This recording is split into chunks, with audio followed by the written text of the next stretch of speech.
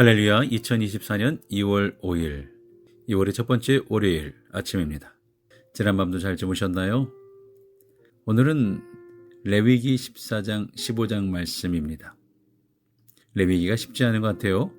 시대적인 상황도 있고 또 오늘의 눈도 있고 원래 뜻은 무엇인지 살펴보다 보니 어려운 곳은 어려운 대로 또 그곳에서 영적인 진리를 잘 깨달을 수 있기를 바랍니다.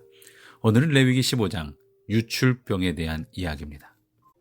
제가 언젠가 한국에서 목회할 때 삼성병원 신방을 갔는데 다녀오고 난 후 얼마 되지 않아서 삼성병원 한 병동에 메르스가 발견돼서 격리 치료한다는 뉴스를 보아서 깜짝 놀라 가슴을 쓸어내린 적이 있었습니다. 그 당시에는 잘 몰랐죠.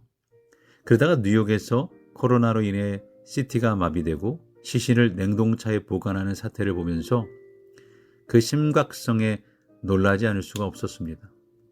지금은 덜하지만 지금까지 그 영향이 미치고 있잖아요. 이주영 집사님 가정 잘 회복되길 함께 기도해 주시고 손병호 권사님께서도 새로운 신장이 일을 잘 할 수 있도록 함께 기도해 주시기 바랍니다. 또한 내일 박분효 집사님 수술이 있습니다. 함께 기도해 주시기 바랍니다.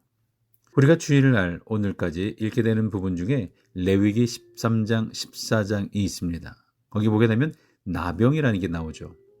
히브리어로 짜라트라는 말인데요. 확실하게 번역할 수 있는 단어가 아니지만 지금까지 피부에 생기는 뾰루지, 종기, 흰점이 생기고 각질이 생기는 것까지 심지어 의복이나 가죽에 곰팡이가 생기는 모든 것을 짜라트라고 봅니다. 나병이죠, 나병. 우리가 그렇게 표현을 했어요. 피부병으로 이해를 합니다. 우리가 여기서 생각하게 되는 것은 짜라트와 죄의 공통점이 있습니다. 잘 낫지 않는다는 거예요. 재발이 잦다는 거죠. 옮아요. 그리고 결국 피가 나야 끝이 납니다. 자기가 부정해지면 결국 주변 사람들에게 알려야 합니다. 공동체를 보호해야 하고 공동체로 인해 보호받아야겠죠. 그러면서 오늘 말씀 15장을 보게 되면 15장에도 죄로 인해 생긴 병에 대한 모습을 기록합니다. 이게 유출병이라고 되어 있네요. 2절 말씀 볼까요? 이스라엘 자손에게 말하여 이르라. 누구든지 그의 몸에 유출병이 있으면 그 유출병으로 말미암아 부정한 자라. 남성의 경우 정상적인 부부관계를 떠나서 무분별한 성생활을 일삼고 자기 절제를 하지 못해서 생기는 병이 이 유출병입니다. 몸에 고름이 생기고 고름이 흘러내리는 유출병은 이 성병의 일종이죠. 유출병을 어떻게 다루어야 할까요? 본문 자체가 다루기가 참 어렵네요. 보통의 경우에 사람들은 자기 몸에 성병이 생길 때 누구에게도 알리기가 쉽지 않죠.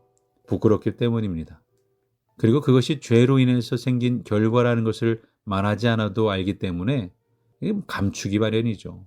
그러나 하나님은 이스라엘 백성들에게 무분별한 성생활로 인해서 유출병이 생겼거든 공동체에 알리라고 말씀합니다.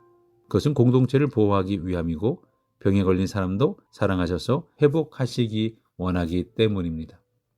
유출병에 걸린 사람이 자신의 병을 알게 되면 그 사람이 접촉한 모든 것은 다 부정하게 됩니다. 누웠던 침상, 앉았던 자리, 또 말을 탈 때 앉았던 안장, 잡았던 그릇, 심지어는 마셨던 질그릇, 이 모든 것들이 다 부정하게 되고 그 자리에 앉은 사람도 부정하게 되죠. 이 말은 유출병에 걸린 사람과 거리를 두고 접촉하지 말아야 한다라는 말씀이에요. 이 사람이 죄로 인해 성병에 걸렸기 때문에 이 사람과 조금이라도 가까이 하게 되면 그 사람도 그 병에 전염될 수 있는 가능성이 있기 때문에 알려서 개인과 공동체를 보호하라라는 말씀이죠. 사실 이것이 쉽지 않은 일입니다. 그러나 하나님은 이스라엘 공동체를 사랑하시고 병에 걸린 사람이든지 그렇지 않은 사람이든지 다 보호하시기 위해 유출병의 규례를 말씀하고 있는 겁니다.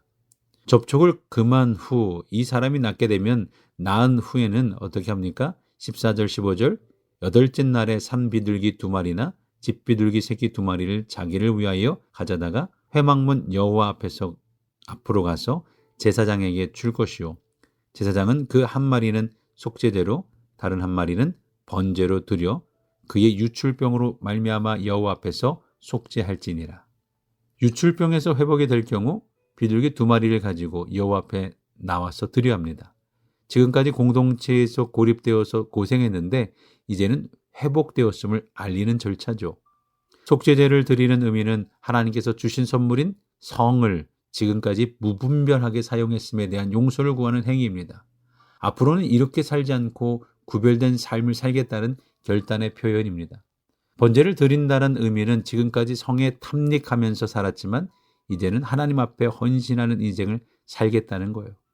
결국 유출병에 걸린 사람은 스스로 알리고 공동체는 그들을 격리하고 이후에 회복되면 속죄제와 번제를 드린 후 다시 공동체 안으로 맞아 드리는 그런 절차를 거쳐서 이 사람도 회복시키시고 공동체도 보호하려는 하나님의 깊은 마음이 드러나 있는 부분입니다.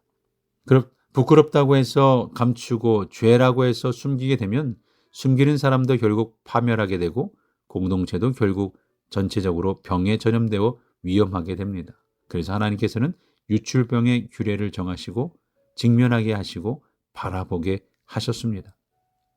여성의 경우도 정상적인 피 흘림, 여성의 생리작용에 대한 말씀을 하고 있는데요. 19절에 어떤 여인이 유출을 하되 그의 몸에 그의 유출이 피면 이래 동안 불결하니 그를 만지는 자마다 저녁까지 부정할 것이요. 한 달에 한 번 여성이 겪는 생리작용으로 인한 일주일의 기간을 통해 하나님은 철저하게 여성을 보호해 주시고 계십니다. 율법으로 이는 부정한 기간이라고 해서 사람들이 그녀를 접촉하지 못하게 하고 여성들이 오히려 그 기간 동안은 하나님 앞에서 정결한 기간으로 홀로 하나님과 교제할 수 있는 이 기간을 가지도록 그들을 보호해 주셨죠.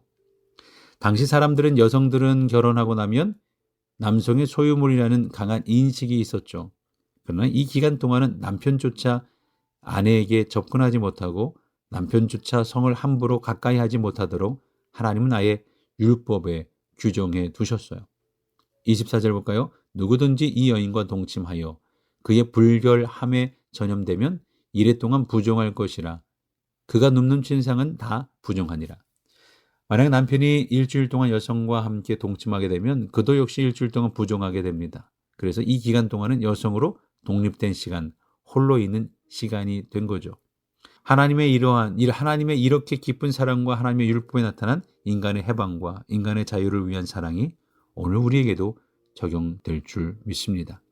우리는 레위기 율법이 때로는 답답하고 때로는 왜 이렇게까지 하나님께서 고리타분하게 다 적용해 주셔야 했는가 생각하지만 그러나 인간편으로 볼 때 하나하나 살펴보고 뜯어보면 죄를 지은 사람이나 죄 지은 사람에 속한 공동체나 심지어는 여성의 일주일간의 자연적인 생리 현상의 기간까지도 하나님 사랑의 마음이 녹아 있음을 보게 됩니다.